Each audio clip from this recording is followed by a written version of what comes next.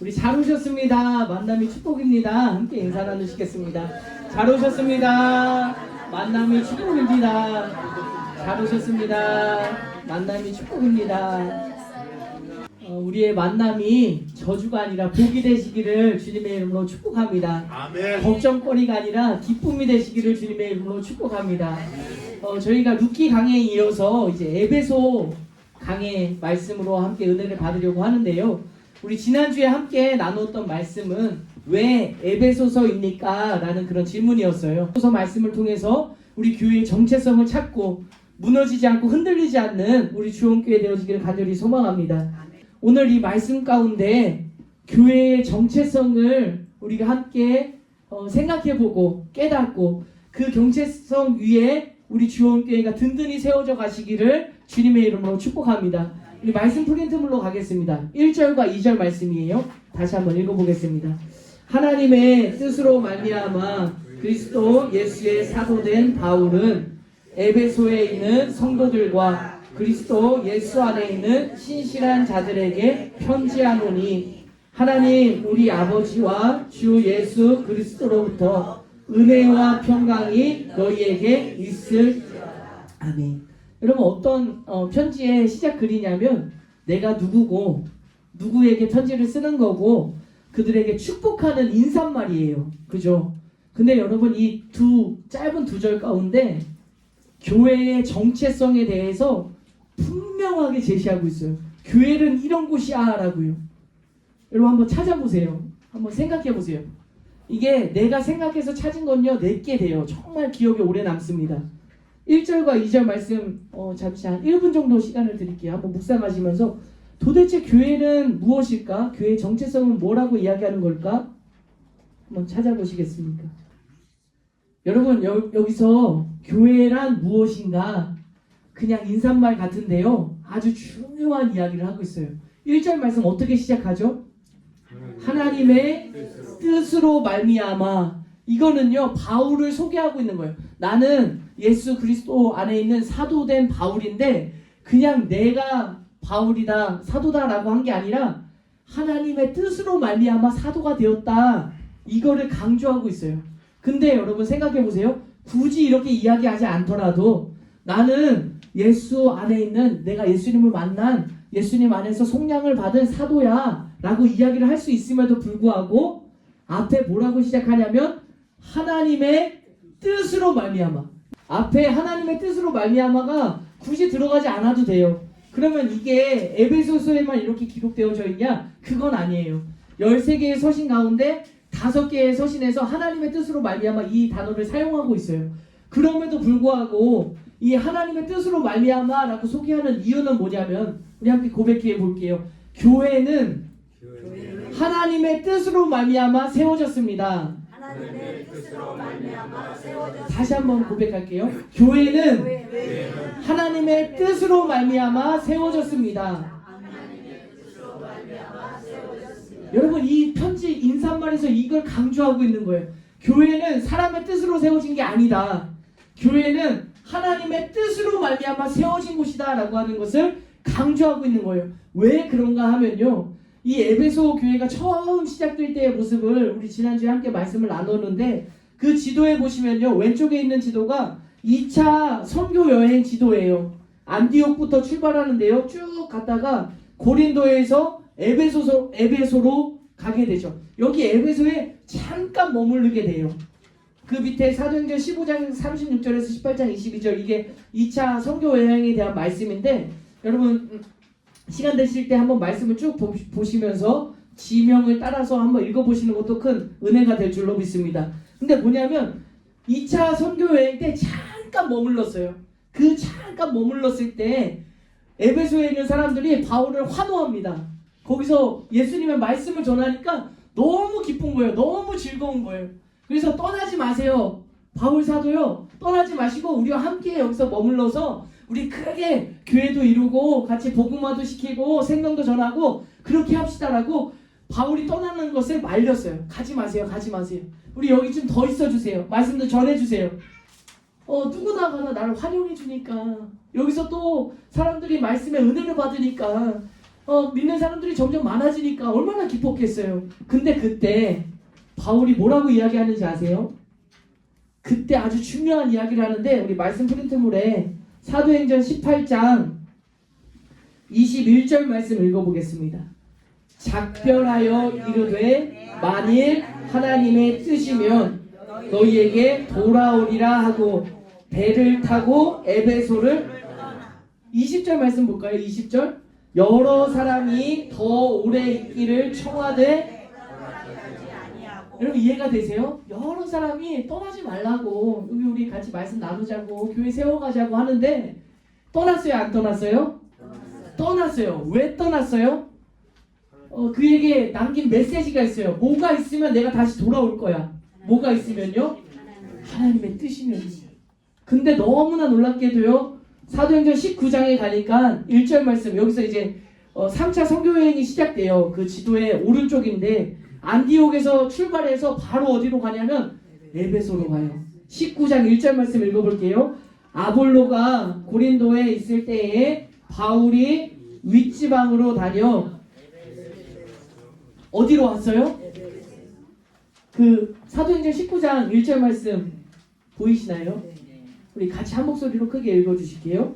아볼로가 고린도에 있을 때에 바울이 윗지방으로 다녀 에베소에 와서 어떤 그러니까 떠날 때 인기와 화도와 열광 속에서 내가 하나님의 뜻이면 다시 오겠습니다. 약속을 했어요. 그리고 다시 돌아갔다가 떠났다가 바울도 기도하고 또 하나님의 뜻을 깨닫기 위해서 많이 하나님과 이렇게 교제를 나눴겠죠. 그리고 나서 하나님의 뜻이라는 그 확신을 갖고 어디로 갔냐면 에베소로 갔어요. 그리고 거기서 3년이라고 하는 시간 동안 에베소 교인들과 함께하면서 말씀을 전합니다. 무슨 이야기를 드리고 싶냐면요. 에베소 교회는요. 하나님의 뜻으로 말미암아 세워진 교회인 줄로 믿습니다. 여러분 여기서 교회의 정체성을 찾으셔야 돼요. 교회는요. 인간의 뜻이 아니에요. 인간의 생각이 아니에요.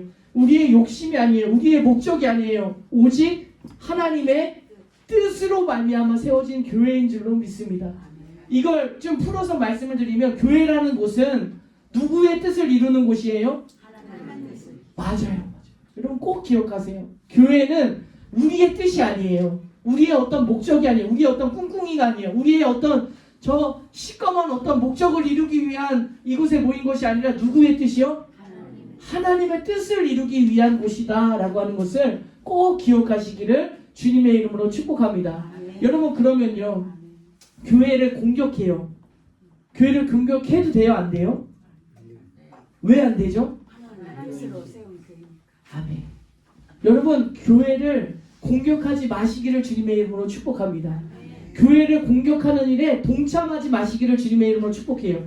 여러분 정말 제 속을 다 꺼내서 다 보여드리고 싶어요. 주원교회를 강화하려고 하는 말씀이 아니에요. 우리가 이렇게 막 이 말씀으로 강화되려고 하는 말씀이 아니라 교회라고 하는 것은요. 하나님의 뜻으로 말미암아 세워진 곳이기 때문에 우리가 표면적으로는 교회를 공격하는 것 같아요.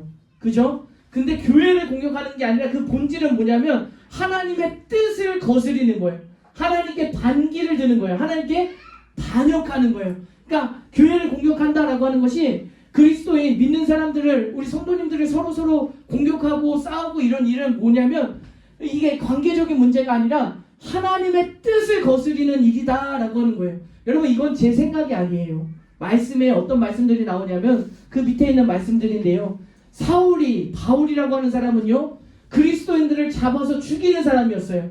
교회를 핍박하는 사람이었어요. 우리 말씀을 통해서 한번 확인해 볼게요. 사도행전 8장입니다. 1절 말씀 읽어볼게요. 사울은 그가 죽임을 당함을 누가 죽었어요? 스데반 지사님이 그 바로 7장에 죽은 그 이야기예요. 쭉 읽어볼게요. 그날에 예루살렘에 있는 교회에 큰 박해가 있어 사도 외에는 다 유대와 사마리아 모든 땅으로 흩어지네. 3절 말씀 읽어볼게요. 사울이 교회를 잔멸할새 각 집에 들어가 남자녀를 끌어다가 교회를 어떻게 했대요? 잔멸했대요. 사울이 교회를 잔멸하고 남자 여자 남녀노소를 불구하지 않고 예수님 믿는 사람들은 다 감옥에 집어넣고 때리고 고민하고 박해하고 죽였습니다. 그 밑에 있는 9장에 있는 말씀 볼까요? 1절 말씀이에요. 사울이 주의 제자들에 대하여 여전히 위협과 살기가 등등하여 여전히 변하지 않았어요. 근데 여러분 놀라운 말씀이 뭔지 아세요? 지금 사울이 누구를 공격했어요? 제자들, 교회, 예수님을 믿는 사람들, 그리스도인들을 공격했단 말이에요.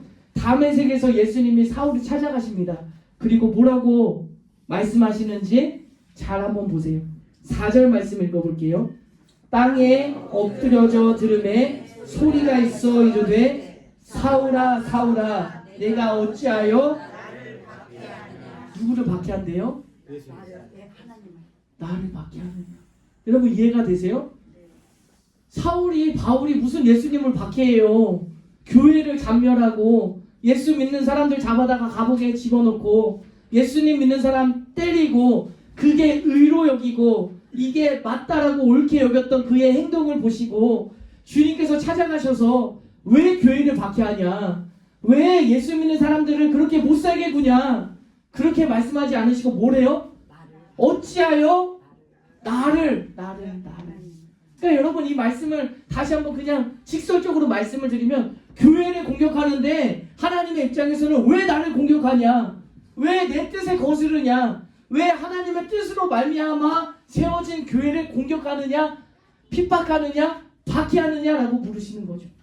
여러분 말씀 앞에 우리가 바로 세워져 있기를 주님의 이름으로 축복합니다. 인간적인 마음 하나도 없어요. 여러분 말씀 앞에서요 교회를 공격하지 마시기를 주님의 이름으로 축복합니다. 그런데요 교회를 향한 공격하지 말고 이런 말씀들이 있지만 한편으로는요 침묵하지 마시기를 주님의 이름으로 축복합니다. 이런 말씀드리기가 굉장히 어려워요. 근데 말씀은요 어려워도 전해야 돼요. 교회 안에서 누구의 뜻이요? 하나님의 뜻이에요. 근데 교회가 자꾸 잘못된 길로 가요. 잘못된 방향으로 가요. 자꾸 세상적인 것을 추구해요. 자꾸 이 예배 중심이 아니라 다른 외적인 것들로 자꾸 치우쳐져가지고 잘못된 곳으로 가요. 그때는 침묵해야 될까요? 침묵하지 말아야 될까요? 침묵하지 마시기를 주님의 이름으로 축복해요. 여러분 공격도 하지 말아야 되지만 침묵도 하시면 안 되는 거예요. 왜요? 공격하는 그 행위가 아니라 침묵하는 그 행위가 중요한 게 아니라 이때 내가 잠잠해야 될 건가 말해야 될 건가 이게 중요한 게 아니라 중요한 건 뭐냐면 하나님의 뜻이에요. 하나님의 뜻. 우리 주원교회가 추구할 것은요 하나님의 뜻이에요. 그러니까 당당하게 우리 안에서 함께 이 말씀을 나눌 수가 있어요. 우리 주원교회가 하나님의 뜻과 다른 방향으로 가면요 말씀해 주셔야 돼요. 여러분 잠잠히 있으시면 안 돼요. 근데 반대로 하나님의 뜻으로 가고 있는데 공격하시면 안 돼요. 동참하시면 안 돼요. 우리 주원교회는요 하나님의 뜻 위에 세워진 교회인 줄로 믿습니다. 인간의 생각과 어느 한두 사람의 힘으로 말미암아 교회가 좌지우지되는 교회가 아니라 하나님의 뜻 안에서 세워져 나아가는 우리 복된 주님의 교회 되시기를 주님의 이름으로 축복합니다. 나눌 게 너무 많은데 시간이 빨리 가는 것 같아요. 두 번째까지 한번 나눌게요. 우리 에베소서 1장 1절 말씀 한번 읽어볼게요. 하나님의 뜻으로 말미암아 그리스도 예수의 사도된 하나님의 뜻으로 세워졌다. 근데 두 번째 이어지는 말씀 잘 유심히 한번 보세요. 에베소에 있는 성도들과 그리스도 예수 안에 있는 신실한 자들에게 바울이 누구에게 편지한다라고 이야기를 하는데 두 사람이에요. 한번 읽어보세요. 다시 한번 잘 보세요. 어디에 있는 성도들이에요? 에베소에 있는 성도들과 그리스도 예수 안에 있는 신실한 자. 여러분 이 두 부류로 나눠서 이야기하고 있는데 같은 사람일까요? 다른 사람일까요? 에베소에 있는 성도들, 그리스도 예수 안에 있는 신실한 자들 똑같은 사람이에요. 그러니까 대상은 똑같아요. 에베소 교회에 편지한 거예요. 근데 에베소 교인들을 어떻게 표현을 하고 있냐면 에베소에 있는 성도들이야. 여러분 이해가 되세요? 근데 에베소에 있는 그 성도들을 뭐라고 이야기하냐면 그리스도 예수 그리스도 안에 있는 신실한 자들이라고 이야기를 하는 거예요. 쉽게 말씀을 드리면 우리 지원교회가 향남에 있는 교회예요. 근데 이 향남에 위치하고 이 땅에 위치하고 있지만 우리는 어디에 속한 사람이에요? 그리스도 예수 안에 있는 사람들이에요. 예수 안에 있는 사람인 거예요. 좀 넓혀볼게요. 우리는 세상에 있어요. 이 세상에 있어요. 지금 하늘나라에 있는 거 아니잖아요. 이 세상에 속하여 있어요. 근데 우리는 어디에? 세상 사람이에요? 예수님 믿는 사람이에요? 예수님 믿는 사람. 여러분 이 중요한 메시지를 하고 있는 거예요. 교회의 정체성은 뭐냐면요. 교회는 외적으로 세상에 속해 있지만 본질적으로는 예수 안에 속해 있는 사람들이다.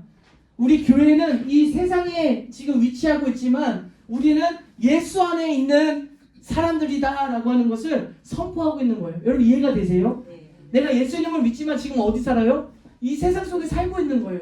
그러면 여기서 아주 중요한 포인트가 있는데 뭐냐면 세상에 있잖아요. 그리스도 안에 있잖아요. 그러면 세상과 충돌할까요? 갈등할까요? 문제 없을까요? 평안할까요? 화평할까요? 충돌할 수밖에 없어요. 충돌한 게 당연한 거예요. 만약에 교회가 세상과 충돌하지 않으면 그건 교회가 아니에요. 그냥 세상과 똑같은 거예요. 근데 예수 안에 있기 때문에 우리는 세상과 항상 충돌할 수밖에 없어요. 갈등을 겪을 수밖에 없어요. 왜냐하면 가치관도 다르고 세계관도 다르고 우리가 추구하는 것이 달라요. 우리는 오직 구원 영생을 향해서 나아가잖아요. 세상은 부귀 영화를 위해서 달려가요. 이 길이 완전히 달라요. 그러니까 우리가 이 세상에 있기 때문에 예수님을 믿는 사람으로서 세상과 갈등할 수밖에 없다라고 하는 것을 기억하시기를 주님의 이름으로 축복합니다. 그래서 말씀은 뭐라고 이야기를 하냐면요. 요한일서 3장 13절 말씀이에요. 형제들아 세상이 너희를 미워하여도 이상히 여러분 이 한 말씀이요 내 신앙을 지키는데 아주 중요한 역할을 할 거예요. 이상해. 내가 신앙생활 하는데 이해할 수가 없어.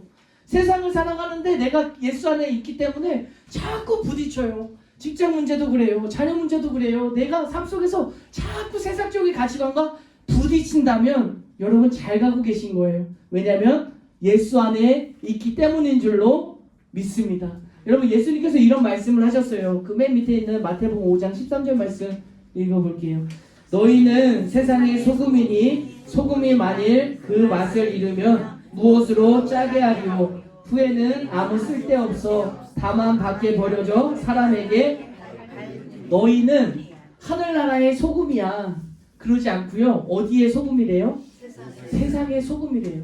그러니까 우리가 주님이 이 말씀을 하시면서 너희는 세상의 소금이니 이 세상에 소금의 맛을 내라 라고 말씀을 하시는 거잖아요. 제가 음식을 잘 하지는 못하는데요. 순대국밥집에 갔어요. 근데 싱거워. 팔팔 끓어서 나왔는데 싱거워서 소금을 주길래 소금을 넣었는데 그 소금이 이렇게 가는 소금이 아니라 굵은 소금을 주더라고요. 그래서 굵은 소금을 국에다가 넣었어요. 그래서 이렇게 휘휘 저어서 맛을 봤는데 싱거워요. 뭐야? 한 숟갈이나 넣었는데 싱거우니까 어떻게 해요? 다시 한 숟갈을 소금을 넣었어요. 다시 휘휘 저었어요. 이게 딸랑딸랑 소리 안 나게 소금 녹이려고 쓱쓱 했어요. 다시 한 떴는데 그래도 조금 싱거운 것 같아. 뭔가 맛이 좀 잘 안 나는 것 같아. 그래서 어떻게 해요? 그 옆에 있는 새우젓을 조금 넣었어요. 새우젓을 좀 괜찮네, 간이 딱 맞네 라고 먹고 있는데 국물이 없어지면 없어질수록 먹을 수가 없어. 짜서 여러분 무슨 말인지 아세요? 굵은 소금이 국 안에 들어갔어요. 근데 안 녹아. 그냥 소금은 소금이야. 그러면 국은 싱겁고 소금 덩어리를 먹으면 짜요. 예수님이 뭐라고 말씀하시냐면 너희는 세상의 소금이래요. 근데 우리가 세상의 소금으로 나아갔단 말이에요. 근데 이 세상에 우리가 스며들지 않아. 그냥 내가 소금으로 그냥 있어. 그럼 세상은 세상이고 나는 짜요. 무슨 말인지 이해가 되세요? 여러분 시금치를 무치든 음식을 할 때 소금을 넣잖아요. 그 소금이 그 음식에 스며들어야 돼요. 그냥 소금 그대로 있으면 짠맛이 안 나요. 소금 덩어리만 먹었을 때만 짜지. 여러분 가정에 가셔서 교회에 가셔서 여러분이 예수 그리스도의 맛을 내시기를 주님의 이름으로 축복합니다. 아멘. 독불장군 아니에요. 나는 예수 믿는 사람이고 너는. 그러면 나를 만나면 짠맛 나지만 다른 사람 만나면 짠맛 안 나요. 예수 그리스도의 향기는요. 여러분 세상으로 나아가서 스며드셔야 돼요. 가정에 가셔서 예수 그리스도의 향기를 내셔야 돼요. 여러분 직장에 가셔서 우리 주원교회 안에서 와 우리 집사님 우리 권사님 보니까 예수님 같아 예수님 같아 예수님의 모습이 보이는 것 같아. 여러분 그런 일들이 우리 주원교회에서 나타나시기를 주님의 이름으로 축복합니다. 여러분 교회의 정체성인데요. 첫 번째는 하나님의 뜻으로 말미암아 세워진 것이 교회다. 두 번째는 세상에 있지만 그리스도 예수 안에 있는 것이 교회다. 여러분 세상으로 나가서 스며드셔야 되는데 걱정되는 건요. 반대로 우리가 세상에 때를 붙여서 다시 이쪽으로 들어오시면 안 돼요. 세상을 변화시켜야지. 세상에 세속화되면 안 돼요. 근데 어려워요. 인간의 연약함이 세상으로 나가서 내가 해야지 오히려 내가 세속화돼서 돌아와요.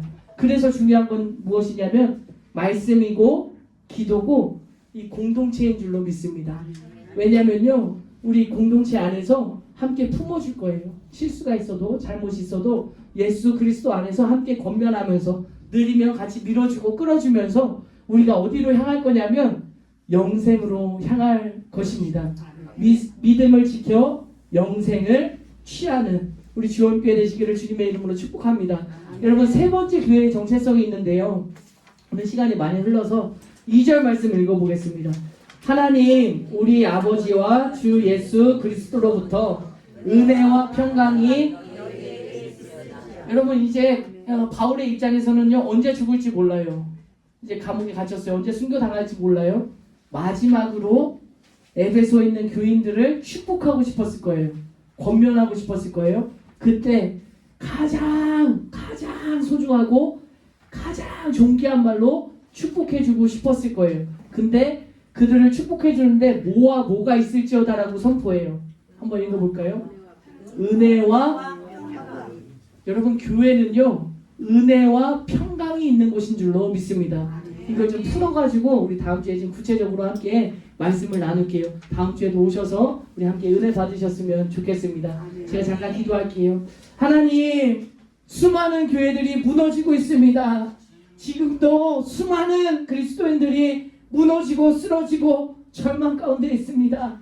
하나님 이 시대 가운데 교회란 무엇인가 그 정체성을 다시 한번 말씀 앞에서 되찾게 하여 주시고 회복의 역사와 부흥의 역사가 나타나게 하여 주옵소서. 교회는 하나님의 뜻으로 말미암아 세워진 곳인 줄로 믿습니다. 인간의 뜻, 인간의 목적, 인간의 욕심, 인간의 탐욕을 위한 곳이 되지 않게 하여 주시고 오직 하나님의 뜻을 이루어 나아갈 수 있는 우리 주원교회 될 수 있도록 역사하여 주옵소서.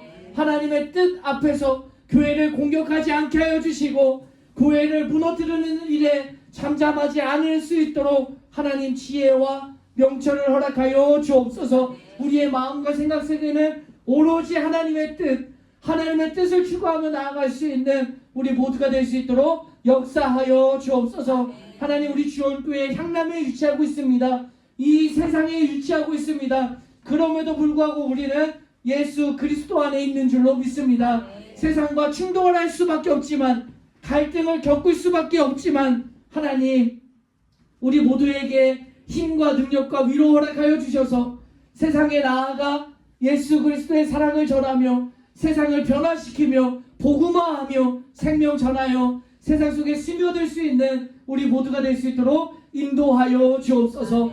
이제 예배를 마치고 가정으로 돌아갑니다. 직장으로 돌아갑니다. 삶의 터전으로 돌아갑니다. 하나님 그곳에서 예수 그리스도의 향기가 날 수 있는 아름답고 복된 한 주간 될 수 있도록 축복하여 주옵소서. 나사렛 예수 그리스도의 이름으로 감사하며 축복하며 기도 올려 드립니다.